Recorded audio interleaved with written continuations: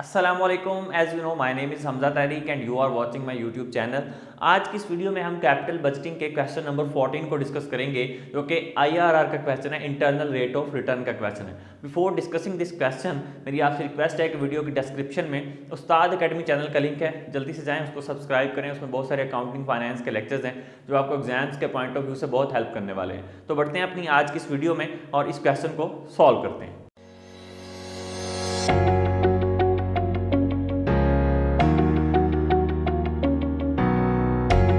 Question number 14 है मेरे पास, मैं इसको रीड आउट करता हूँ।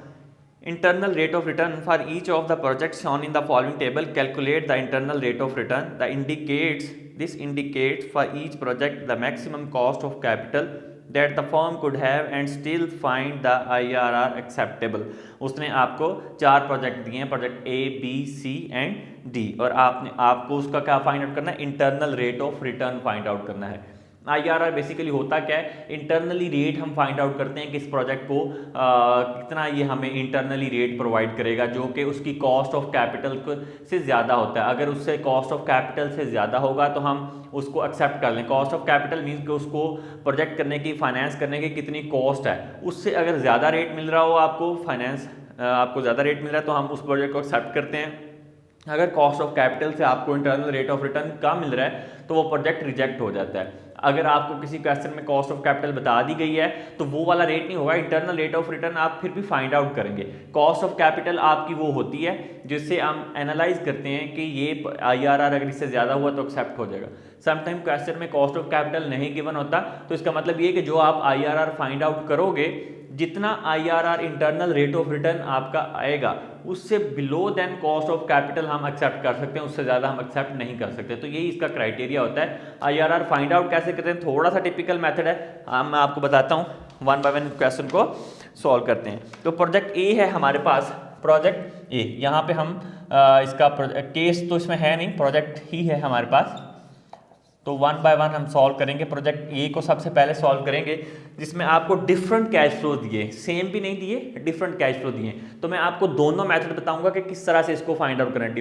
डिफरेंट अगर दिए हो, मिक्स स्ट्रीम वाले दिए हो, और अगर सेम कैश फ्लो दिया हो। तो अभी ये प्रोजेक्ट ए में डिफरेंट कैश फ्लोज दिए हैं। पहले तो आपने क्वेश्चन देखा, आपको उसमें 20,000, 25, 30, 35 एंड 40,000 कैश फ्लोज गिवन है। अब आपने ये फाइंड आउट कैसे करना है कि आपको रेट कौन सा सूट करेगा जो कि आपकी इनिशियल इन्वेस्टमेंट को जीरो कर दे। आईआरआर में हमने क्या करना है, आपकी जो इनिशियल इन्वेस्टमेंट है इस प्रोजेक्ट की वो है 90,000। इनिशियल इन्वेस्टमेंट है 90,000। आपने ऐसा रेट फाइंड आउट करना है जो इस इनिशियल इन्वेस्टमेंट को जीरो के इक्वल कर दे जीरो को। ठीक है, तो अब आपको वो रेट किस तरह से फाइंड आउट करना है, पहले तो आपको मैं शॉर्ट थोड़ा सा मेथड बता देता हूँ। 2-3 मेथड है आज की इस वीडियो में, इस एक्सरसाइज में मैं आपको बताने वाला हूँ। इसके आपने सारे कैश फ्लोज को जमा कर लेने हैं, जो कि 40,000, 30, 25 जमा करेंगे तो आपके पास टोटल कैश फ्लो कितना बनता है, यहाँ पे मैं लिख देता हूँ। टोटल कैश फ्लो जो बनेगा वो बनेगा 1,50,000। 1,50,000 आपका टोटल कैश फ्लो बनता है। नंबर ऑफ ईयर्स कितने हैं, 5 बनते हैं। तो मैं इस टोटल कैश फ्लो को 5 पे डिवाइड कर दूंगा। ये तब बता रहा हूँ जब डिफरेंट कैश फ्लोज होंगे। सारे कैश फ्लोज को जमा करना है, उसकी तादाद पे डिवाइड करना है। 5 है नंबर ऑफ ईयर, तो डिवाइड करेंगे आपके पास क्या आ जाएगा, 30,000। ये 30,000 आपके पास क्या आ गई, एवरेज एन्यूटी आ गई। एवरेज एन्यूटी, इसको बोलते हैं एवरेज एन्यूटी। अब ये आपके पास एक एवरेज एन्यूटी जनरेट होकर आ गई है। अब आपने क्या करना है, इसकी जो इनिशियल इन्वेस्टमेंट है 90,000, इस 90,000 को आपने इस पे क्या कर देना है, जस्ट लाइक यहाँ पे देखें, मैं इसका फॉर्मूला बता देता हूँ। Initial investment divided by average annuity, average annuity. ठीक है, अभी अगर मैं यहाँ पे लिखूँ, इनिशियल इन्वेस्टमेंट है उसकी 90,000 डिवाइडेड बाय 30,000 एवरेज एन्यूटी, तो ये आपके पास क्या आ जाएगा, ऑलमोस्ट 3 आ जाएगा। ठीक है, तो ये आपके पास क्या आ गया, ये आ गया present value interest, present value interest factor annuity, ये आपके पास आ गया है। ईयर कितने पे आ गए हैं, ये 5 ईयर्स हैं इसके। ठीक है, और ये रेट आपके पास एक किस्म का 3 आ गया। अब अगर आपको नहीं पता चल रहा कि आपने कितना रेट सपोज करना है, तो सिंपली आपने क्या करना है, present value interest factor annuity के टेबल में जाएं। 5 वाले नंबर ऑफ ईयर्स में आपने देखना है जहां पे 3 रेट हो, 3 रेट हो आपको, वो उससे आपने एक दफ़ा ज़्यादा रेट देखना है जो 3 से ज़्यादा आ रहा हो, और एक दफ़ा देखना है जो 3 से कम आ रहा हो। वहाँ पे आपको इंटरेस्ट रेट मिलेगा जो एक दफ़ा 3 से ज़्यादा आ रहा होगा और एक दफ़ा 3 से कम आ रहा होगा। तो ऑलमोस्ट इस क्वेश्चन के अंदर जो मैंने फाइंड आउट किए, वो मुझे एक दफ़ा जो इंटरेस्ट रेट मिल रहा है वो मिल रहा है 17% और एक दफ़ा 18%। ये दो रेट मिल रहे हैं, जो 3 से ज़्यादा आंसर आएगा, ठीक है, वो आएगा 17, और जो 3 से कम वो 18। इस तरह से दो रेट आपको मिल रहे हैं। अब मुझे मेक श्योर हो गया है कि ये दो रेट्स ही मेरी इस इन्वेस्टमेंट को, इनिशियल इन्वेस्टमेंट को जीरो के इक्वल कर सकते हैं। तो मैं क्या करूंगा, इन रेट्स को लेके अपना एक दफ़ा 17 पे और एक दफ़ा 18 पे इनकी वैल्यूज़ को फाइंड आउट करूंगा, इंटरपोलेशन का फॉर्मूला लगाऊंगा और मैं सोल्व कर लूँगा। ये मैंने आपको बताया है, जब आपके पास डिफरेंट कैश फ्लोज हों तो आपने इस तरह से प्रोसेस करके आपने फाइंड आउट कर लेना। ये मुझे बताने में ज़रा आपको लग रहा होगा कि लेंथी है, ये बहुत सिंपल है। जितने कैश फ्लोज आपने डिवाइड किए, एवरेज एन्युटी आई, एवरेज एन्युटी को आपने इनिशियल इन्वेस्टमेंट पे डिवाइड किया तो आपके पास ये रेट आ गया। इस रेट को आपने present value interest fact annuity के टेबल में देखा तो आपको दो रेट मिल जाएंगे, एक दफ़ा ज़्यादा वाला और एक दफ़ा कम वाला। आपने वो लगा के प्रेजेंट वैल्यू फाइंड आउट कर लेनी है और उसको इनिशियल इन्वेस्टमेंट के जीरो के इक्वल के लिए जो रेट बनता होगा IRR, वो आपने फाइंड आउट कर लेना है। सिंपल, ये मेथड समझ आ गया। इसके साथ हम कर सकते हैं। अब आप दूसरा ये कि आप सपोज करेंगे कि रेट आपको कितना लेना है, 15% लेना है। 15% पे एक दफ़ा आप चेक करोगे कि 19,000 के कितना करीब करीब कोई आंसर आ रहा है, फिर आप एक और रेट लोगे, फिर एक, ये थोड़ा सा इस तरह करके आपको सपोज करके रेट लेना पड़ेगा, लेकिन इस तरह से आपको श्योर हो जाएगा कि हाँ ये दो रेट ही बनते हैं। अभी मैं आपको इसका क्वेश्चन करवाता हूँ, ठीक है। अभी यहाँ पे हम जो है वो इसको सॉल्व करेंगे। मैं इस प्रोसेस को रिमूव कर रहा हूँ, ठीक है, ताकि मैं यहाँ पे आपको क्वेश्चन ये करवा सकूँ। चलें, यहाँ पे मैं आपको क्वेश्चन करवाता हूँ। हमारे पास ये है, आपने होप सो नोट कर लिया होगा, वीडियो को रिवाइज करके भी देख सकते हैं। प्रेजेंट वैल्यू ऑफ 1 हम यहाँ पे फाइंड आउट करेंगे। प्रेजेंट वैल्यू ऑफ ईयर 1, आपके पास रेट है 20,000 डिवाइडेड बाय 1 प्लस 0.17। एक दफ़ा हम रेट लेंगे 17%। मैं यहाँ पे लिख देता हूँ सपोज 17%। ये हम जो निकाल रहे हैं ये 17% रेट पे निकाल रहे हैं। दो रेट आपको मस्ट लेने हैं, फिर इंटरपोलेशन के फॉर्मूले से आप एक ऐसा रेट निकालोगे जो आपकी इन्वेस्टमेंट को जीरो के इक्वल ले आएगा, ठीक है। तो दो रेट ही आपको IRR में लेने पड़ेंगे। पहले 20,000 डिवाइड बाय 1 प्लस 0.17 यहाँ पे फाइंड आउट करेंगे प्रेजेंट वैल्यू ऑफ ईयर 2, जिसमें 25,000 divided by 1 plus 0.17 power 2, present value of year 3 30,000 divided by 1 plus 0.17 power 3, and then present value of year 4 35,000 divided by 1 plus 0.17 power 4, present value of year 5 40,000 divided by 1 plus 0.17 power 5। हम इसके answer find out करेंगे जब हमने ये इसको solve किया 20,000 को, तो ये आएगा 17,094, 18,263। 30,000 को सॉल्व करेंगे सिंपल, ये प्रेजेंट वैल्यू का फॉर्मूले से मैंने लगाया, सिंपल प्रेजेंट वैल्यू का फॉर्मूला, क्योंकि अलग अलग कैश फ्लोज थे इसलिए हमने सिंपल प्रेजेंट वैल्यू का फॉर्मूले से इसको सॉल्व किया। जब एन्युटी वाली आएंगे तो वो भी बताऊंगा। 18,678 एंड देन 18,244, इनको ऐड कर लेंगे तो आपके पास ये बनेगा 91,010। एक दफ़ा मैंने आपको बताया 91,010 आ गया। एक दफ़ा आंसर आपको 90,000 से ज़्यादा चाहिए थोड़ा सा, और एक दफ़ा उससे कम चाहिए, तभी आप जो है वो रेट फाइंड आउट कर सको। अब यहाँ पे हम करेंगे सपोज 18% रेट ऑफ इंटरेस्ट अब आपका है 18%, तो यहाँ पे अब हम फाइंड आउट करेंगे सिंपल, वही प्रेजेंट वैल्यू का सिंपल फॉर्मूला लग के यही रहेंगे ये वाले 20,000 डिवाइडेड बाय 1 प्लस 0.18 आ जाएगा। अब यहाँ पे 1 present value of year 2 25,000 divided by 1 plus 0.18 power 2, present value of year 3 30,000 divided by 1 plus 0.18 power आ जाएगी इसकी 3, present value of year 4 35,000 आएगा, 35,000 डिवाइडेड बाय 1 प्लस 0.18 की पावर आ जाएगी 4 and then present value of 5 40,000 divided by 0.18 power आएगी 5। अब हम इसको उसी तरह से सॉल्व कर लेंगे जो कि मैंने सॉल्व किए हुए हैं। 16,949 आएगा, 16,949 एंड देन 17,955 ये आएगा 18,259।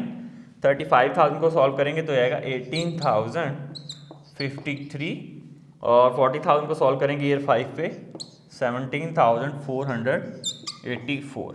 इसको अब हमने ऐड कर लेना है तो ये आपके पास आएंगे 88,700। तो ये एक दफ़ा 90,000 से कम आंसर आ गया और एक दफ़ा आपका ज़्यादा आ गया। अगर आपको आंसर ज़्यादा चाहिए होता है तो आप रेट ऑफ इंटरेस्ट को कम करते जाते हैं। 17% पे ज़्यादा आ रहा है, 18 पे कम आ रहा है। और अगर आपको कम करना है, ठीक है, इसको ये 90,000 से कम लेकर आना है तो आप रेट को बढ़ाते जाओगे 18, 19, 20 जस्ट लाइक दिस। ठीक है, तो ये दो रेट आपके पास आ गए 91,000 और एक दफ़ा ये। अब आपने क्या करना है, इसमें इंटरपोलेशन का फॉर्मूला लगाना है।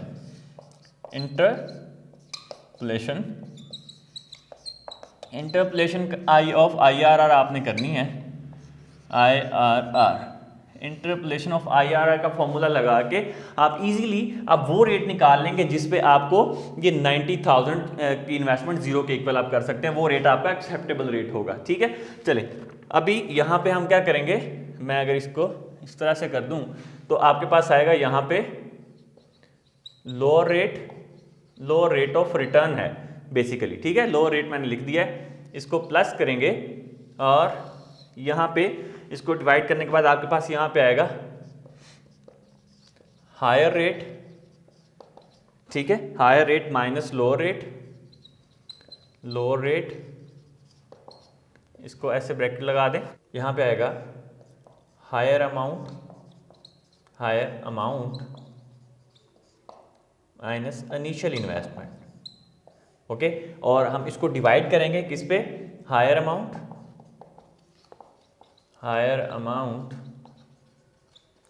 Minus lower amount. ये हमारे पास क्या है, इंटरपोलेशन का फॉर्मूला आ गया। ये फॉर्मूला मैंने इसलिए लिखा ताकि आपको जो है वो अंडरस्टैंडिंग रहे कि हमने इसको किस तरह से फाइंड आउट किया है, कौन कौन सी चीज़ें मैंने यहाँ पे लगाई। तो लोअर रेट मेरे पास क्या है, लोअर रेट आपके पास देखें ये 18 हायर है और 17 जो है ये आपके पास लोअर रेट है। तो यहाँ पे मेरे पास क्या आएगा, सबसे पहले 17 प्लस करेंगे, इसको सेम उसी तरह से मैं प्रोसेस करके बताऊँगा। हायर रेट आपके पास कितना है 18%, माइनस कितना करना है 17%, ये परसेंट में चले मैं साल लगा दिया। ठीक है, अब आपके पास हायर अमाउंट कितनी आई, ये वाली आपके पास अमाउंट आई हायर 91,010 माइनस इसमें से क्या करनी है, इनिशियल इन्वेस्टमेंट, वो कितनी है 90,000 की। लें जी, उसके बाद आपके पास क्या है नीचे हायर अमाउंट कितनी है, वही 91,010 माइनस क्या करनी है लोअर अमाउंट आपके पास क्या है 88,700। तो यहाँ पे आप इसको सॉल्व कर लेंगे 17 प्लस ये 1 आएगा 1 और इसको जब आपने माइनस किया तो ये आएगा 1010 डिवाइडेड बाय 91,000 में से 88,700 माइनस किए तो आपके पास आया 2,310। ठीक है, अब आपके पास इसको नेक्स्ट प्रोसेस में 17 प्लस 110 को डिवाइड करेंगे 2,310 पे तो ये आपके पास आएगा 0.43। अभी इसको जब आप ऐड कर देंगे तो ये आपके पास यहीं पे बन जाएगा 17.43। ये आपके पास क्या आ गया 17.43, ये आपके पास इंटरनल रेट ऑफ रिटर्न आ गया है। अब अगर आपका कॉस्ट ऑफ कैपिटल चैप्टर में दिया होता, सपोज करें कॉस्ट ऑफ कैपिटल आ रही होती 19% आपको क्वेश्चन में गिवन होती, तो आप क्या करते इस प्रोजेक्ट को रिजेक्ट कर देते बिकॉज इसका जो IRR है वो लेस देन होता कॉस्ट ऑफ कैपिटल से।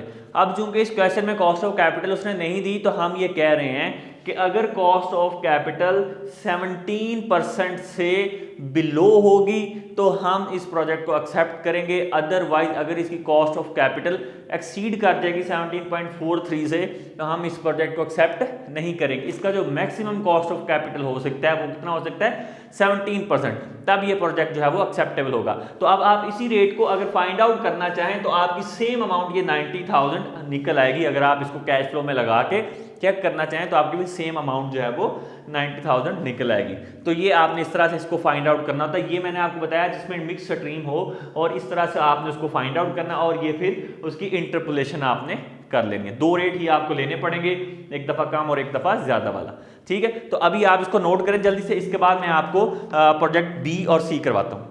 अब हमारे पास प्रोजेक्ट बी है, अब हम इस प्रोजेक्ट बी को सॉल्व करते हैं। आपको शो भी हो रहा होगा जिसमें 1,50,000 आपको कैश फ्लो मिल रहे हैं और सेम मिल रहे हैं। ये एन्युटी का क्वेश्चन है, ठीक है, और आपको जो इसकी इनिशियल इन्वेस्टमेंट है 4,90,000 है। तो अब हम इसको सॉल्व कर लेते हैं। ये बहुत ही सिंपल होता है। आपको मैंने पहले भी मेथड बताया कि अगर आपको दो रेट फाइंड आउट करने हैं और आप किस तरह से करीब करीब रेट फाइंड आउट कर सकते हैं विदाउट सपोज किए कि मैं, आप ऐसे भी कर सकते हैं कि आप ले लें 10% से स्टार्ट कर लें और फिर फाइंड आउट करें कौन सी अमाउंट उस इनिशियल इन्वेस्टमेंट 4,90,000 के करीब करीब है, तो आप इस तरह भी जज कर सकते हैं। लेकिन अगर जो मैंने आपको मेथड बताया आप ये भी कर सकते हैं। जब आपके पास सेम टाइप के कैश फ्लोज होते हैं तो आपको क्या करना होता है, कितनी इन्वेस्टमेंट है, इनिशियल इन्वेस्टमेंट 4,90,000, इसको आपने डिवाइड कर दें जितने आपको वो कैश फ्लोज मिल रहे हैं 1,50,000, ठीक है। तो आप इसको डिवाइड करेंगे तो आपके पास एक अमाउंट आ जाती है जो कि ऑलमोस्ट आपके पास कोई राउंड अबाउट 3.26 के करीब आ रही है। हम इसको सॉल्व भी कर लेते हैं। 4,90,000 डिवाइडेड बाय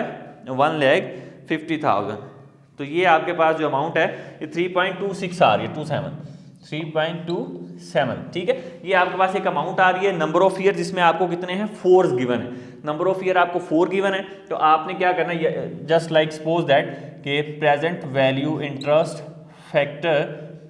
फैक्टर एन्युटी आपको जो गिवन है वो है 4 ईयर्स आपको गिवन है, ठीक है। और आप अगर ये 3.27 को 4 वाली लिस्ट में present value interest factor annuity के टेबल में देखें तो एक दफ़ा आपको इससे अमाउंट ज़्यादा लेनी है 3.27 और एक दफ़ा इससे कम, जहाँ पे वो अमाउंट्स आ रही होंगी वहाँ पे ऊपर उसका इंटरेस्ट रेट शो हो रहा होगा। तो वो ऑलमोस्ट आपको 8% और 9% मिल रहा है जो कि मैंने फाइंड आउट कर लिया है, ठीक है। तो आप इस तरह से जाके फाइंड आउट कर सकते हैं, ईजी हो जाएगा क्वेश्चन को सॉल्व करना। अदरवाइज आप सपोज कर लें 10% से ले लें, आपको आइडिया हो जाएगा कि 4,90,000 के करीब करीब कौन सी अमाउंट आ रही है, तो उसके अकॉर्डिंग ही आप फिर आगे रेट अपना चूज कर सकते हैं। तो हम यहाँ पे डायरेक्ट कर रहे हैं, सपोज करेंगे हम कितना रेट 8% लेंगे और एक दफ़ा 9% लेंगे। तो आपको फॉर्मूले का पता है, प्रेजेंट वैल्यू ऑफ एन्युटी का क्या फॉर्मूला होता है, मैं यहाँ पे लिख भी देता हूँ, CF/R 1 - 1 ओवर 1 प्लस R की पावर है n, यही आपके पास फॉर्मूला होता है, ठीक है। अभी यहाँ पे हम इसको सॉल्व कर देंगे। Present value of annuity CF आपके पास कितना है 1,50,000 डिवाइडेड बाय R आपके पास है। रिटर्न आपको जो गिवन है वो है, हमने ये ले लिया 8% सपोज किया 0.08, 1 - 1 ओवर 1 प्लस 0.08, पावर इसकी कितनी है, ईयर है 4 उसने दिए। तो आप इसको अब सॉल्व कर लें। प्रेजेंट वैल्यू ऑफ एन्युटी को 1,50,000 को 0.08 पे डिवाइड करेंगे तो ये आ जाएगा 18,75,000, ठीक है। अभी आप क्या करेंगे, इस इक्वेशन को सॉल्व करेंगे। मैं इस पूरी इक्वेशन को सॉल्व कर रहा हूँ, 1 डिवाइड बाय 1 प्लस 0.08 की पावर 4, उस 1 माइनस कर दूंगा उसमें से, तो मेरे पास है 0.2650, ये मेरे पास अमाउंट आएगी। अब मैं इस अमाउंट को 0.2650 को 18,75,000 से मल्टीप्लाई करूंगा तो मेरे पास प्रेजेंट वैल्यू ऑफ एन्युटी आ जाएगी जो कि आ रही है 4,96,875। अब ये मेरे पास जो है वो 4,90,000 से ज़्यादा की अमाउंट आ गई 8% पे। एक चीज़ हमने फाइंड आउट कर ली। अब हम क्या करेंगे, यहाँ पे सपोज करेंगे, सपोज कितना रेट लेंगे अब 9%। अब 9% हम सपोज करेंगे, यहीं पे हम सॉल्व करेंगे। प्रेजेंट वैल्यू ऑफ एन्युटी अब डायरेक्ट लिखूंगा मैं 1,50,000 divided by 0.09, 1 - 1 over 1 plus 0.09, power कितनी 4 सेम, अभी हम present value of annuity find out करेंगे। इसको 9% पे तो ये आएगा 16,66,667, ठीक है। अभी इस पूरी इक्वेशन को जब हमने सॉल्व किया 1 - 1/1 + 0.09 की पावर 4 लेंगे कैलकुलेटर से, तो आपका जो वैल्यू आती है वो आती है 0.2916। इस अमाउंट को इसके साथ मल्टीप्लाई कर दें हम, तो वैल्यू आपके पास आएगी 4,86,000। ये अब वैल्यू क्या आ गई, 4,90,000 से कम आ गई। एक दफ़ा ज़्यादा आंसर आ गया और एक दफ़ा कम आ गया, 8% और 9% पे। अब इंटरपोलेशन लगा के फॉर्मूला हम इसका रेट फाइंड आउट कर लेंगे। इंटरपोलेशन हम करेंगे, इसकी फॉर्मूला मैंने अभी आपको बताया है, तो मैं डायरेक्ट ही यहाँ पे लिख रहा हूँ। आपके पास रेट कौन सा आएगा, इनिशियल रेट 8%, लोअर रेट जिसको कहते हैं 8 प्लस हमारे पास क्या आएगी, हायर अमाउंट आएगी, हायर रेट आएगा जो क्या है 9% माइनस 8%, तो ये 1 ही बचता होता है। और उसके बाद आपके पास क्या आती है, हायर अमाउंट आएगी जो कि है 4,96,875 माइनस इनिशियल इन्वेस्टमेंट 4,90,000। अभी यहाँ पे क्या आता है, higher amount 4,96,875 minus lower amount. Lower amount कौन सी है, ये वाली 4,86,000। ये आपके पास ये फॉर्मूला है, इसके साथ आपने इसको सॉल्व करना है। 8 प्लस, अभी अगर इसको सारे को सॉल्व करें तो मेरे पास जो वैल्यू आएगी इसकी, इस सारे को सॉल्व करने के बाद माइनस करने के बाद 1 से मल्टीप्लाई करने के बाद आता है 6,875।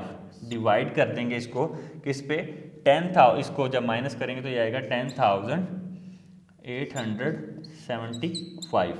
अब इसको डिवाइड करने के बाद 8 में प्लस करने के बाद मेरे पास जो आंसर आएगा वो आएगा 8.63%। तो रेट ऑफ इंटरेस्ट मैंने क्या फाइंड आउट किया, 8.63%। ये वो रेट है जो इस इन्वेस्टमेंट को 4,90,000 को जीरो के इक्वल कर देगा। यही हमने फाइंड आउट करना था कि कौन। अब इसका मतलब क्या हुआ कि अगर ये cost of capital below then 8% होगी या मैक्सिमम 8% तक कॉस्ट ऑफ कैपिटल होगी इस प्रोजेक्ट की, तो हम इसको एक्सेप्ट करेंगे। अगर एक्सीड कर देगी तो ये प्रोजेक्ट जो है वो रिजेक्ट हो जाएगा, इसको हम चूज नहीं करेंगे, ठीक है। ये दो मैंने करवा दिया आपको। एक उसके बाद है हमारे पास थर्ड प्रोजेक्ट है जो कि है सी, जिसमें आपको क्या फाइंड आउट करना है, यहीं पे मैं आपको बता देता हूँ। प्रोजेक्ट सी है अब हमारे पास, जिसमें सेम अमाउंट्स गिवन है। ये मैं करवा देता हूँ, लास्ट वाला आपने खुद कर लेना है, ठीक है। तो चलें इसमें हम present value of annuity find out कर लेते हैं। सेम है इसमें। अब जो आपको कैश फ्लो गिवन है वो गिवन है 75,000 का, और इसकी जो इनिशियल इन्वेस्टमेंट गिवन है वो है आपको 20,000 की। तो मैंने आपको वही मेथड बताया था, 20,000 को 75% पे डिवाइड करें, 500 पे डिवाइड करें, तो आपके पास जो आंसर आएगा उसको आपने नंबर ऑफ ईयर्स में देख लेना है 5, ठीक है। इसके 5 नंबर ऑफ ईयर्स हैं, तो आप जब उसमें देखेंगे तो आपको जो अमाउंट आएगी उसके करीब करीब आपने जो है वो एक दफ़ा ज़्यादा और एक दफ़ा कम फैक्टर टेबल एन्युटी से ले लेना है आंसर, ठीक है। तो मेरे पास जो रेट आएगा वो एक दफ़ा 25% आ रहा है और एक दफ़ा 26% आ रहा है। तो यहाँ पे हम 25% सपोज कर रहे हैं इस दफ़ा, ठीक है। तो अभी हम यहाँ पे इसको फाइंड आउट कर लेते हैं। सपोज किया हमने, सपोज 25%, ये रेट मैंने लिया है इस दफ़ा 25%। तो यहाँ पे प्रेजेंट वैल्यू ऑफ एन्युटी का फॉर्मूला लग जाएगा 7500 आ जाएगा, डिवाइडेड बाय 0.25, 1 - 1/1 प्लस 0.25 पावर 5 आ जाएगी। प्रेजेंट वैल्यू ऑफ एन्युटी 7500 को 0.25 पे डिवाइड करेंगे तो ये आएगा 30,000।